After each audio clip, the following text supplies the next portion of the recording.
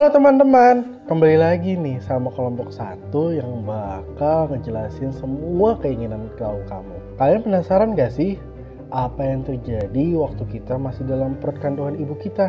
Kalau mau tahu, yuk ikut aku dengarkan penjelasannya.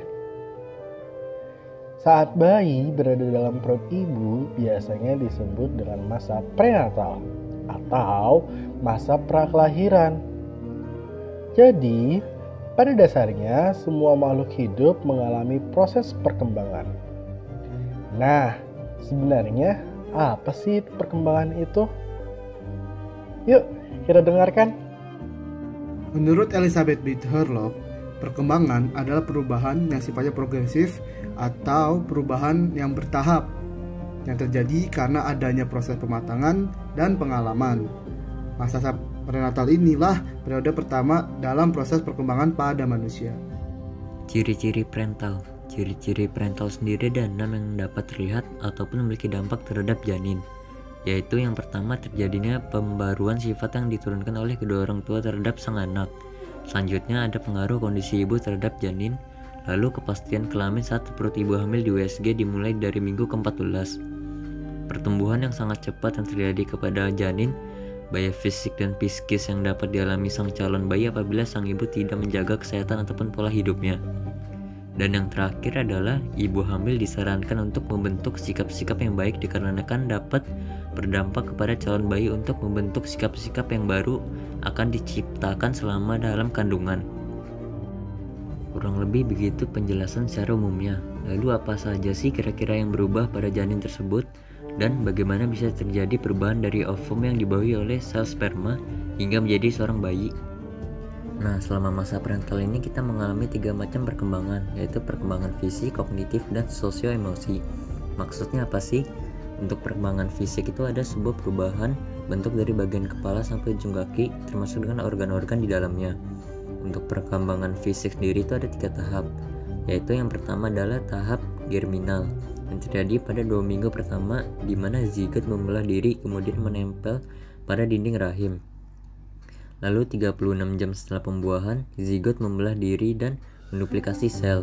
Dilanjutkan 72 jam setelah pembuahan, zigot membelah diri menjadi 16 dan kemudian menjadi 32 sel.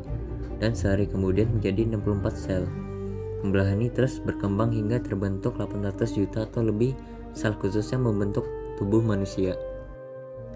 Tahap selanjutnya yaitu tahap kedua adalah tahap embrionik, yaitu saat usia kandungan 2-8 minggu atau 2 bulan.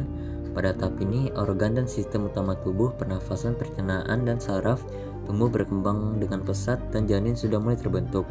Tahap ini adalah tahap paling rentan terhadap pengaruh destruktif dari lingkungan parental atau kondisi ibu. Struktur organ janin yang masih berkembang akan lebih mungkin untuk terkena efeknya, seperti adanya pembentukan yang tidak sempurna dan bayi tidak akan bertahan. Tahap yang terakhir yaitu tahap ketiga adalah tahap fetal, yaitu 8 minggu hingga kelahiran. Pada tahap ini janin tumbuh menjadi lebih kompleks, muncul sel tulang pertama, jari tangan, kaki telah tumbuh, kelopak mata sudah terbuka, dan otak sudah lebih berkembang. Pada minggu ke-23, neuron otak sudah mulai terbentuk dan terkoneksi. Nah, pada tahap perkembangan ini, otak memiliki resiko kegagalan yang cukup fatal, seperti keguguran hingga lumpuh. Makanya untuk ibu yang sedang mengandung disarankan untuk tetap menjaga kesehatan dengan memakan makanan yang bernutrisi dan sehat, melakukan olahraga dan pekerjaan yang tidak terlalu berat ataupun beresiko, dan pentingnya untuk kontrol kehamilan setiap bulannya ke dokter kandungan. Lanjut, untuk membedakan antara individu selain diamati pada bagian fisik, biasanya diamati juga dari tingkat pergerakan janin bisa ditandai dengan kecepatan jantung yang berubah-ubah. Menurut penelitian, bayi laki-laki lebih aktif dan bersemangat saat bergerak selama dalam kandungan dibandingkan bayi perempuan. Perkembangan selanjutnya ada perkembangan kognitif. Perkembangan kognitif itu sendiri adalah sebuah kemampuan untuk belajar, mengingat, dan merespon terhadap stimulus sensoris, di mana kemampuan ini sudah mulai berkembang. Pada penelitian yang dilakukan kepada bayi berusia 3 hari, didapatkan hasil bayi tersebut menghisap lebih banyak ASI saat diperdengarkan cerita yang sama dengan cerita yang dibacakan ibunya di masa prenatal atau saat bayi tersebut masih dalam kandungan.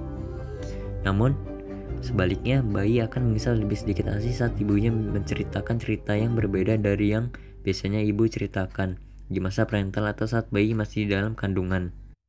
Untuk perkembangan kognitif ini sendiri juga biasanya dipengaruhi oleh gen dari orang tua sang bayi ataupun makanan yang bergizi sang ibu selama masa hamil. Selain perkembangan kognitif, ada juga perkembangan sosio-emosi, yaitu janin dapat merespon suara ibu dan mengembangkan rasa suka kepada suara tersebut dengan menendang dan memutar di dalam rahim, sehingga biasanya sang ibu dapat merasakan pergerakan di perutnya. Untuk bayi yang sudah bisa mengenali intonasi suara ibunya saat dalam kandungan, biasanya saat bayi lahir bayi tersebut akan dengan mudah mengenali suara ibunya sendiri. Keren banget gak sih? Nah, untuk perkembangan tersebut biasanya dapat terjadi dikarenakan adanya faktor-faktor yang mempengaruhinya kan? Kira-kira faktor apa saja sih yang mempengaruhi perkembangan saat prenatal? Faktornya ada 4, yaitu faktor teratogen, faktor lingkungan, faktor ibu, dan faktor ayah. Faktor yang pertama adalah faktor teratogen, yaitu unsur yang menyebabkan adanya kelainan akibat dari proses kehamilan yang tidak optimal. Bila teratogen beraksi pada awal kehamilan saat proses pembuahan dan organogenesis, bisa berdampak negatif pada janin dan mengakibatkan kelainan pada tubuh. Namun, apabila teratogen beraksi pada saat organogenesis sudah lengkap dan matang di usia kehamilan tua, kemungkinan tidak menyebabkan kelainan pada tubuh. Faktor kedua yaitu lingkungan. Lingkungan yang tidak sehat seperti banyak polusi dan bahan-bahan beracun dapat membahayakan kondisi janin dalam kandungan dan bisa berakibat keterbelakangan mental pada anak. Ibu yang sedang mengandung sebaiknya sangat berhati-hati dengan lingkungan dan apa yang akan dikonsumsinya, karena jika ia mengonsumsi makanan yang terkontaminasi oleh bahan-bahan beracun dapat mengganggu perkembangan janin. Faktor ketiga adalah faktor ibu, di mana ibu adalah faktor yang sangat berpengaruh terhadap perkembangan janin. Kondisi fisik dan psikis ibu harus dijaga agar janin berkembang dengan sempurna, karena penyakit dan kondisi ibu selama kehamilan bisa mengakibatkan infeksi, yang dapat menyebabkan kelainan selama proses kehamilan yang mengakibatkan bayi lahir kurang sempurna. Terdapat beberapa penyakit yang dapat mempengaruhi janin, diantaranya campak rubella, sifilis, herpes alat kemaluan, dan AIDS. Selain penyakit, usia ibu juga mempengaruhi janin. Ibu yang hamil di usia remaja atau ibu yang sudah memasuki usia di atas 35 tahun sangat beresiko. Kebanyakan akan mengalami prematur ataupun keguguran. Yang terakhir yaitu faktor ayah. Dari yang paling mudah adalah perhatian dan kasih sayang seorang ayah terhadap ibu akan membuat emosi ibu lebih stabil, tenang, dan bahagia. Stimulasi ayah pada janin dan sering mengajak bicara janin dalam kandungan juga dapat menenangkan janin. Membangun ikatan emosi bayi dengan ayah dari suara dan sentuhan bayi bisa berdampak pada perkembangan bahasa bayi. Selain itu, usia ayah yang sudah terlalu tua mengakibatkan anak kekurangan kalsium, sehingga tinggi badannya kurang dan bisa mengakibatkan anak mengalami keterbelakangan mental seperti Down syndrome. Seperti yang baru saja dibahas, bahwa faktor ibu dan ayah menjadi salah satu faktor perkembangan yang mempengaruhi janin. Itulah sebabnya ibu hamil harus sangat berhati-hati dan menjaga kandungannya. Banyak sekali resiko yang dapat terjadi pada masa prenatal ini yang dapat membahayakan janin. Inilah beberapa hal berbahaya yang harus dihindari dan diperhatikan oleh ibu yang sedang hamil, yang dapat menyerang selama masa kehamilan. Yang pertama, ada bahaya fisik. Bahaya yang dapat menyerang fisik terbagi menjadi 3, yaitu kelaparan, kurangnya persiapan uterin, dan implantasi di tempat yang salah. Yang pertama ada kelaparan. Ibu hamil sebisa mungkin memperhatikan jenis makanan dan waktu makan dalam kesehariannya. Dengan memakan makanan yang bernutrisi dan menyehatkan adalah salah satu cara untuk menghindari kelaparan. Kira-kira apa sih dampaknya dari ibu hamil yang mengalami kelaparan ini? Di saat seorang ibu hamil mengalami kelaparan, maka secara ilmiah zigot juga akan mati kelaparan. Apabila hanya sedikit kuning telur yang mempertahankan kehidupannya sampai zigot itu dapat menempelkan diri pada uterin, atau bila zigot terlalu lama tinggal di tuba falopi. Hal tersebut akan berdampak kepada janin yang dapat menyebabkan keguguran apabila benar-benar terjadi. Selanjutnya adalah kurangnya persiapan uterin. Secara ilmiah, Implantasi tidak dapat terjadi bila pada waktunya dinding uterin belum siap menerima zigot karena adanya ketidakseimbangan kelenjar. Lalu, berbicara mengenai implantasi di tempat yang salah juga memiliki dampak untuk ibu hamil loh. Misalnya, kalau zigot menjadi terikat pada jaringan tiroid yang kecil di dalam dinding uterin atau pada dinding tuba falopi, maka zigot tidak mendapat makanan dan akan mati. Nah, selain bahaya fisik, ada pula bahaya psikologisnya loh. Bahaya psikologis sendiri dapat menimbulkan akibat yang akan tetap ada pada perkembangan individu dan dapat mempengaruhi lingkungan anak sesudah dilahirkan, serta perlakuan diterima anak dari orang-orang yang penting selama bertahun-tahun. Pada pertumbuhan awal, terdapat 3 bahaya psikologis yang penting, yaitu kepercayaan tradisional tentang perkembangan prenatal, adanya tekanan yang diterima ibu selama periode prenatal, dan sikap-sikap yang kurang menyenangkan kepada anak yang belum dilahirkan sang ibu. Bahaya psikologis kedua yaitu tekanan yang dialami seorang ibu, yaitu merupakan keadaan emosi yang meninggi selama beberapa waktu. Tekanan yang dialami ibu ini dapat mempengaruhi perkembangan anak baik sebelum atau sesudah kelahiran. Jika tekanan yang dialami tidak terlalu kuat dan hanya sesekali terjadi, maka tidak banyak menunjukkan ketidakberaturan perkembangan, meskipun dapat meningkatkan kegiatan janin. Jika peningkatan kegiatan janin hanya sedikit, maka bisa memiliki akibat yang baik, karena janin memerlukan latihan untuk perkembangan otot yang sehat. Namun sebaliknya, jika tekanan yang dialami ibu mengakibatkan peningkatan kegiatan janin yang berlebihan, maka janin akan mengalami kekurangan berat badan dan kegelisahan sedemikian rupa sehingga penyesuaian awal setelah melahirkan akan sangat berpengaruh.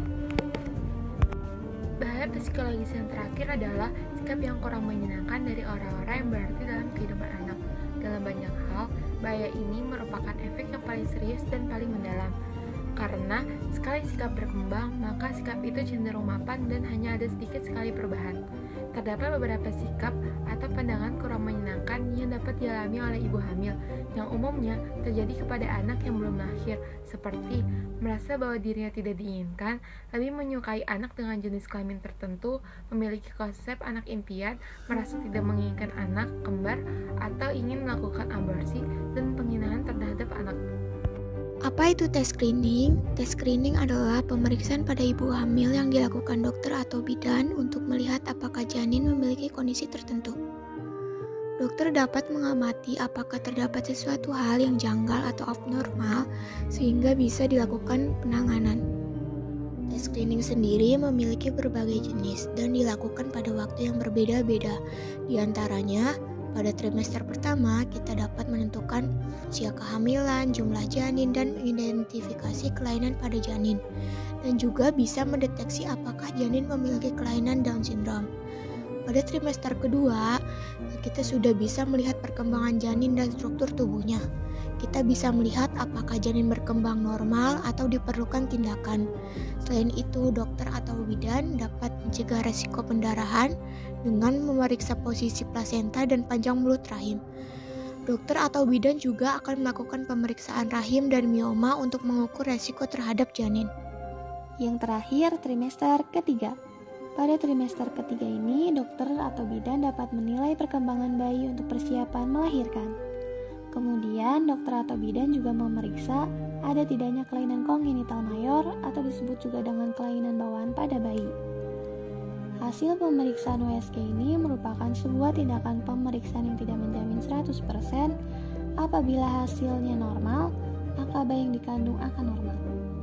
Ada banyak penyebab lain yang mungkin tidak bisa terdeteksi oleh USG karena USG hanya bisa mendeteksi kelainan pada struktur yang cukup besar untuk terlihat.